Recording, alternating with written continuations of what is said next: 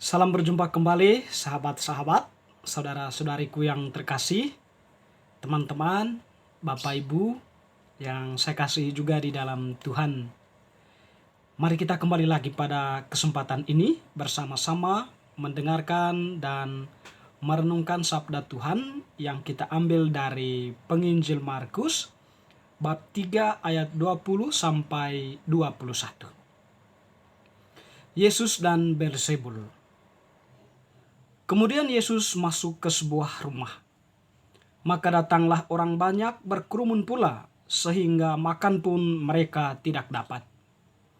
Waktu kaum keluarganya mendengar hal itu, mereka datang hendak mengambil dia, sebab kata mereka, ia tidak waras lagi. Demikianlah Injil Tuhan, terpujilah Kristus. Teman-teman, sahabat-sahabat, Bapak Ibu, saudara-saudariku yang terkasih, dalam kehidupan kita mungkin kita cenderung menilai sesama kita sebagai orang yang mungkin tidak waras lagi ya.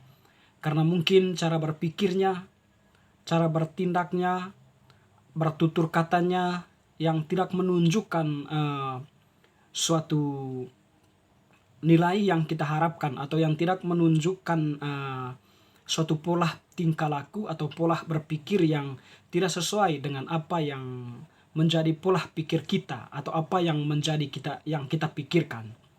Kita mengklaim orang tersebut sebagai orang yang tidak waras lagi.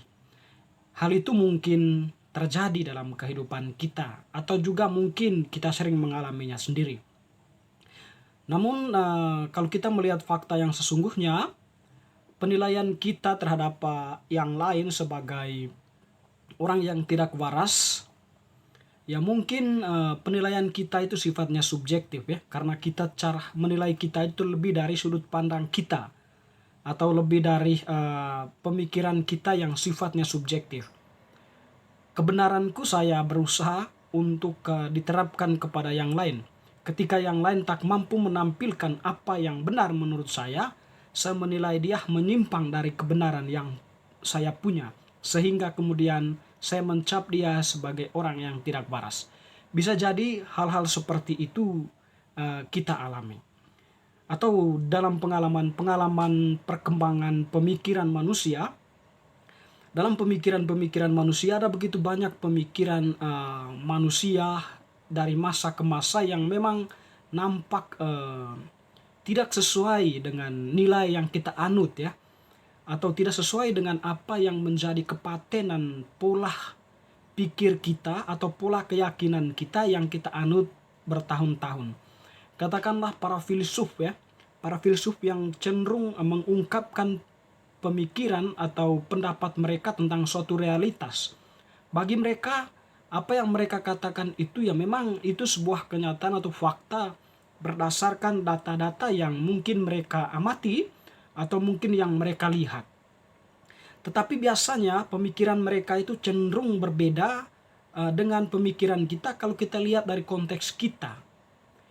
Sementara dia berpikir dalam konteksnya, dan mungkin apa yang dia pikirkan itu berlaku untuk kita saat ini, hanya saja kita tidak mampu menyadarinya atau kita tidak bisa melihat makna dari pemikiran yang disampaikannya.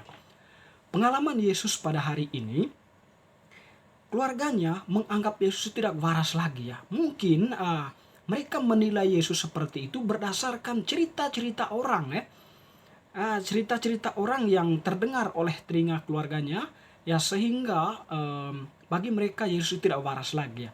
Mungkin cerita orang itu melihat Yesus itu ya menyembuhkan orang pada hari Sabat, atau mungkin juga pengajaran-pengajarannya yang baru, atau mungkin juga sikapnya atau tindakannya, kata-katanya yang kritis terhadap otoritas atau terhadap golongan-golongan agamawan, para ahli-ahli Taurat, orang-orang Farisi dan sebagainya.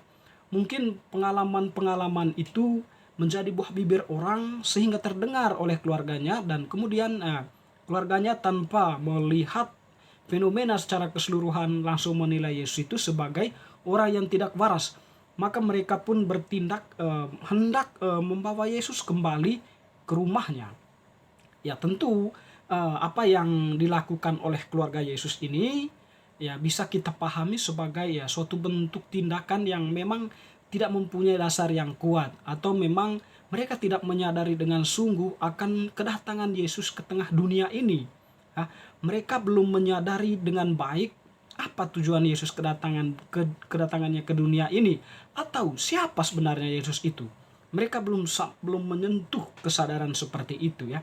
Seperti yang kita pahami bahwa Yesus itu datang ke dalam dunia ini sebagai Mesias yang ingin menyelamatkan banyak orang melalui pengajaran-pengajarannya, lalu tindakan-tindakan mujizat, penyembuhan dan sebagainya, yang semua tujuannya itu untuk mengangkat nilai kemanusiaan ya, atau untuk menyelamatkan manusia dari berbagai pengalaman-pengalaman pahit dalam kehidupan mereka. Ya, tentu saja bahwa kehadiran Yesus itu memang ditentang oleh orang banyak ya, secara khusus ya kaum-kaum Farisi dan ahli-ahli Taurat serta yang lain golongan-golongan sejenisnya ya, yang tentunya bahwa kehadiran Yesus itu sangat menggoyang kepatenan mereka, atau menggoyang otoritas mereka ya.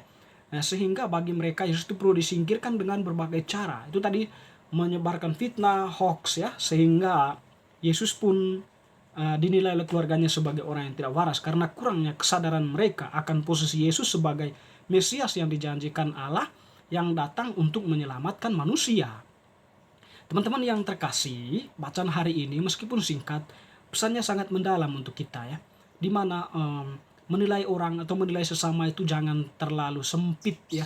Jangan terlalu subjektif sifatnya. Jangan menilai dari sisi kita. Tetapi menilai orang lain itu harus secara keseluruhan, universal. Sehingga kita menemukan suatu kebenaran yang pasti ya. Atau suatu kebenaran universal akan tindakan yang dilakukan oleh seseorang maupun kata-kata yang disampaikannya ya. Jangan kita langsung mengklaim bahwa orang itu tidak waras, atau mungkin bahwa dia itu bersalah karena sudah melakukan tindakan-tindakan yang bagi kita menyimpang dari apa yang kita pikirkan atau apa yang menjadi pola kita. Belum tentu kebenaran yang sesungguhnya seperti itu ya. Oleh karena itu, bacaan hari ini mengajak kita untuk berpikir positif tentang yang lain ya. Berpikir bahwa yang lain itu ya melakukan itu semua ya berdasarkan pengalaman-pengalamannya sendiri ya, yang memang bagi dia ya itu merupakan suatu tindakan yang benar ya, atau mengambil sebuah keputusan untuk menjawab suatu persoalan yang mungkin dia hadapi. Memang seluruh tindakan orang orang lain itu ya tidak bisa kita nilai secara positif ya. Ada tindakan-tindakan yang memang menyimpang dari nilai-nilai bersama ya, nilai moral, nilai sosial, nilai kejujuran dan sebagainya. Tetapi pada umumnya kita diajak untuk berpikir positif tentang yang lain. Teman-teman, saudara-saudariku yang terkasih, berpikir positif tentang yang lain. Tentu yang kita tampilkan di sini ya bukan diri kita yang memang cenderung membenarkan diri, tetapi kita menampilkan diri sebagai orang yang dewasa dalam berpikir, dewasa dalam bertindak, serta mempunyai iman yang dalam ya. Ketika seseorang itu berbuat salah, hendaklah kita memberikannya pengampunan. Ketika seseorang itu berkata-kata kasar atau mengeluarkan kata-kata yang menyinggung perasaan, ya kita harus berusaha untuk menenangkan serta memberikan suatu pengertian yang baik sehingga dia pun memperoleh suatu pemahaman yang benar. Dengan demikian pada akhirnya dia bisa mengontrol kata-katanya atau tindakannya ya. Teman-teman, saudara-saudariku yang terkasih, justru itulah ya kehadiran kita ke tengah dunia ini ya sebagai orang yang telah dibaptis, bahwa kita disucikan oleh Allah menjadi anak-anak Allah yang tentunya juga hadir untuk memberikan makna positif bagi yang lain ya. Sehingga apapun yang menjadi harapan Allah sebagai posisi kita sebagai murid bisa terwujud ya, atau bisa dialami oleh semua orang, sehingga ada begitu banyak orang yang kemudian mengenal Allah, yang kemudian semakin mendekatkan diri dengan Allah karena keteladanan kita yang bagi mereka itu merupakan suatu bentuk keteladanan yang baik untuk hidup mereka masing-masing. Teman-teman, saudara-saudariku yang terkasih, semoga bacaan yang telah kita dengarkan pada kesempatan ini semakin meneguhkan iman kita, menguatkan pola pikir kita untuk bertindak dan berpikir positif tentang yang lain. Semoga.